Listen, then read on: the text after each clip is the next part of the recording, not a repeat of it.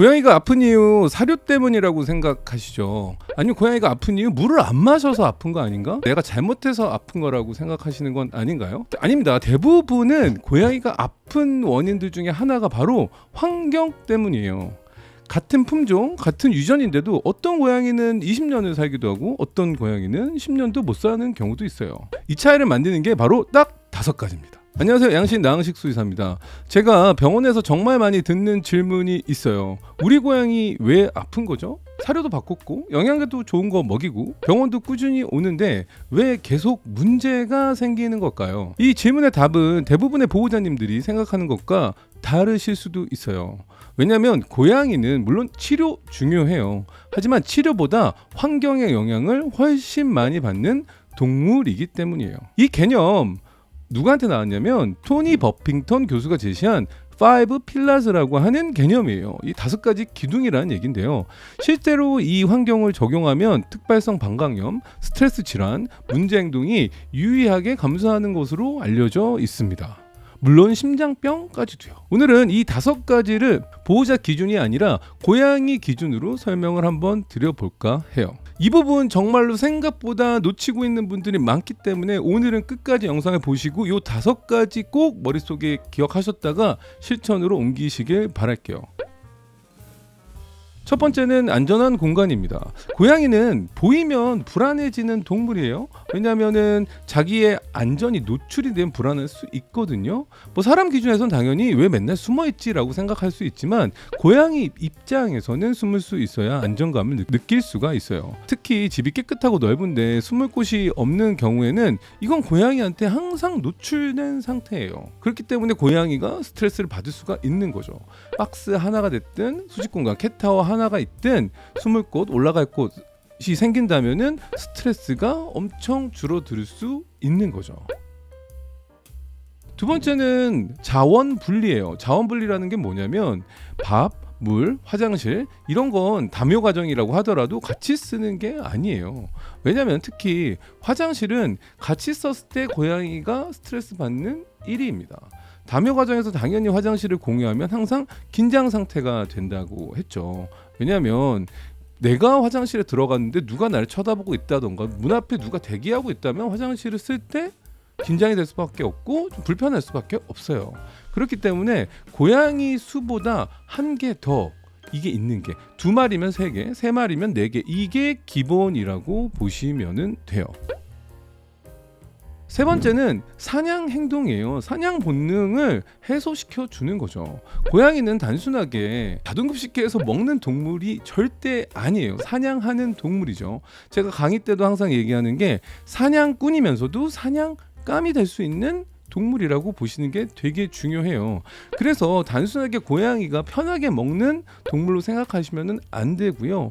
그냥 사료를 그냥 주는 순간 고양이는 그날 하루의 목표를 완전히 잃게 되는 거죠. 이런 것들이 반복이 되면 무기력이 올 수도 있고요. 아니면 너무 과식을 할 수도 있고요. 아니면 너무 무료하기 때문에 놀이공격성이라든가 이 모든 문제로 이어진다라고 보시면 돼요. 다들 잘하고 계실 거예요. 아무리 바빠도 하루에 5분에서 15분 15분이면 가장 이상적이죠. 그렇기 때문에 15분씩 사냥놀이를 꼭 제공해주고 사냥 과정이나 사냥이 끝났을 때 보상을 적극적으로 주는 시간을 가질 필요가 있다라는 겁니다. 당연히 이건 선택이 아니라 고양이와 생활한다면 필수라고 보시면 좋을 거예요. 네 번째는 바로 예측 가능한 환경이에요. 이 예측 가능하다라는 게 되게 고양이한테는 중요하거든요. 고양이 가장 스트레스 받을 때 언제일 것 같아요? 이사하면 엄청 스트레스 받거든요. 이사는 환경 변화, 사람의 변화 이런 것들 고양이는 변화보다는 예측 가능성을 매우 좋아해요. 이게 무슨 얘기냐면 밥 시간이 매일 바뀐다던가 아니면 생활 패턴이 조금 바뀌고 집 구조가 자주 바뀌면 고양이는 이 새로 예측 가능하지 않은 상황이라던가 환경에 대해서 계속 긴장 상태를 유지할 수밖에 없어요.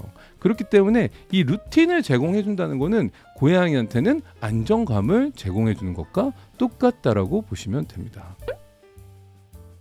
마지막으로 토니 버핑턴 교수가 중요하게 얘기하는 고양이가 안 아프고 오래 살 수 있게끔 하는 중요한 환경적인 요인 중에 하나가 바로 감각 자극이에요.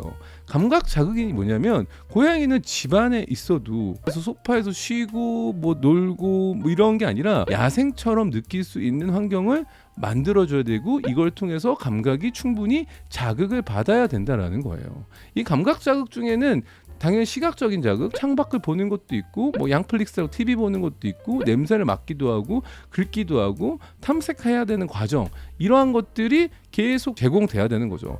특히나 이 감각 자극 중에는 이 후각 자극이 되게 중요해요. 이 후각 자극, 고양이가 정보를 습득하는 데 있어서 생각보다 청각 자극도 있지만 후각 자극을 통해 가지고 고양이가 안정감을 느끼기 위한 정보를 계속 습득하거든요.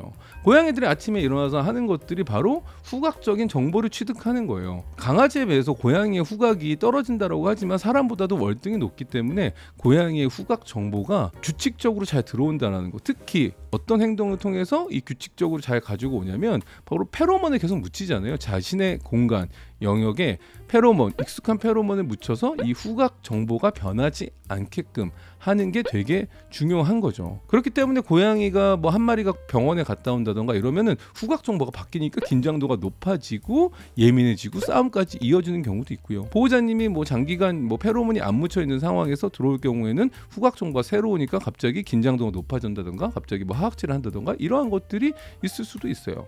그렇기 때문에 고양이한테 안정적인 후각 정보를 계속 제공해 주는 거는 매우 환경에 중요하다는 거죠. 이러한 감각 자극들이 없으면 고양이는 당연히 지루해지고 문제 행동들이 생길 수 있다라는 거예요. 이게 제가 예전에도 얘기했지만 이 5가지 이론, 토니 버핑턴 교수의 이 5가지 필러, 5가지 기둥, 이 이야기가 왜 나왔냐면 바로 판도라 증후군이라는 질환 때문에 그래요. 고양이가 이 5가지가 부족하면 단순한 병이 생기는 게 아니라 환경에 적응하다가 무너지게 되고요. 면역 체계가 무너지기 때문에 이 면역 매개적인 질환에 다 노출될 수 있어요. 그래서 이제 이거를 판도라 상자가 열리는 판도라 증후군이 생긴다 라고 또 얘기를 하죠. 이 판도라 증후군에 들어가 있는 질환들은 여러분들이 다 많이 아는 질환들이 많아요. 호흡기 관련돼서는 천식이 있을 수도 있고요. 비뇨기 관련돼서는 특발성 방광염이 있을 수도 있고요. 이러한 스트레스 취약한 것 때문에 순환기 관련돼서는 심근 비대증이 있을 수도 있고요. 그 다음에 뭐 소화기 장병증이라고 하는 염증성 장질환이 있을 수도 있고요. 그렇기 때문에 면역 체계가 무너지다 보면 질환에 더 다발할 수가 있고요. 이런 부분들 때문에 아이들이 방금 전에 이야기했던 특발성 방광염이라던가 뭐 과도한 그루밍이라던가 뭐 공격성이라던가 특발성 심근 비대증이라던가 이런 모든 질환들이 이걸로 다 연결이 된다라고 보시면 됩니다. 많은 보호자분들이 왜 갑자기라고 생각을 하실 수도 있겠지만 사실은 이러한 문제들은요, 이 5가지가 충분히 제공되지 않으면 계속 쌓이고 쌓이다가 터지는 거라고 보시면 돼요. 그렇기 때문에 고양이한테는 좋은 영양제, 좋은 사료, 좋은 것들 많이 있지만 가장 중요한 건 실내 생활을 15년 이상 하기 때문에 환경이라고 보시면 될 것 같아요. 그렇기 때문에 이 5가지를 바꾸고 지키신다면 고양이의 삶이 완전히 달라지고 건강해질 수 있다라고 생각하시면 돼요. 이거 정말 중요한 내용이고 제가 행동학 강의 때도 항상 하는 얘기이기 때문에 많은 보호자분들이 꼭 아셔야 되고요. 이 영상이 도움이 되셨다면 구독과 좋아요, 알람 댓글까지 꼭 한번 부탁드릴게요. 고양이의 건강은 병원이 아니라 집에서 시작된다는 걸 꼭 알아주셨으면 감사하겠습니다. 양신TV 후원 구독자분들께는 일반 공개 영상 외에 조금 더 편하게 볼 수 있는 컨텐츠들이 제공됩니다. 라이브 방송의 풀영상, 다시 보기, 영상에선 담지 못한 저의 브이로그 컨텐츠, 그리고 후원 구독자분들만 참여하실 수 있는 전용 라이브 스몰 토크가 준비되어 있습니다. 후원은 어디까지나 선택이고요. 양신TV 컨텐츠 제작에 도움을 주시기를 원하신다면 영상 아래 후원 버튼을 통해 함께 해주시면 됩니다. 항상 응원해주시고 시청해주셔서 감사합니다.